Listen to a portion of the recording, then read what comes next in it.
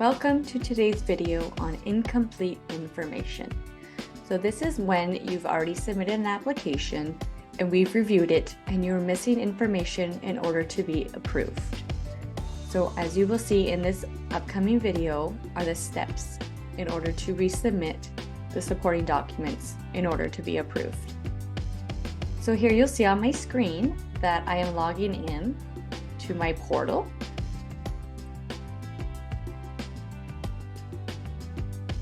And you'll see the status of your application. So my applications, and there's one dated May 8th that states incomplete information. You'll see that you also have 2 outstanding messages that have not been read. So you'll see the education grant has requested missing information and it's not read. So you'll click on the logo here that says view and you can view the email. The education grant program has requested missing information, and here you'll see the documents that are missing in order to be approved. This email also is sent to your personal email account. So you'll see here in my Gmail account, I have the same email that states I have missing information. So I don't have the employment letter with no start date, confirmation of enrollment for the ECE program and my course information, as well as payment information. I'm missing tuition fees and proof of payment. So I'll return back into my application in order to submit the outstanding documents. So we ask that you only submit 1 application per semester, and any changes that you need to make to the current application can be done under the action, the pencil logo. So we'll click on the edit button, and here you'll see the application that you had submitted.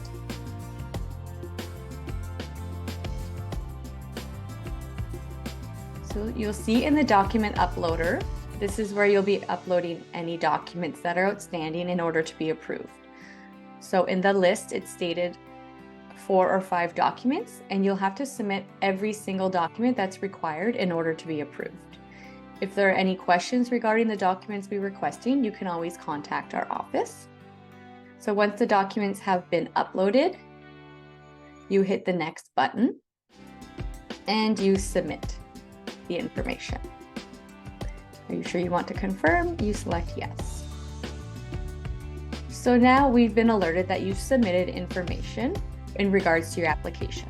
Now it might take up to 4 weeks to process this application, so please stand by on your status. Again, you'll receive an email in your personal email account, or you can always come back and check your applicant portal for a status update. Once we've reviewed the documents, if you are approved, you'll see the status change to agreement pending, as you can see here.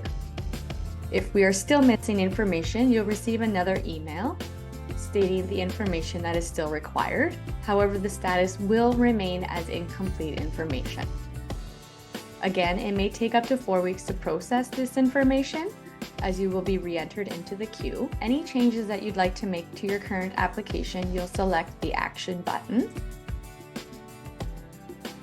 and you will submit any information in the document uploader.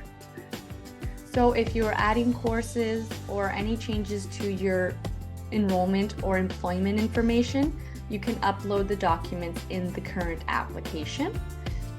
If you'd like to apply for the travel grant, you can always add this information later. So you can select yes for the attending classes or the placement. And once you select yes, it'll ask you for the information in order to be reviewed for the travel grant. And then again, you can select the information and hit next and resubmit. If we are requesting transcripts from a prior semester, again, you'll upload them in the document uploader. So we don't need anything emailed to our account anymore. Everything will be uploaded in your applicant portal.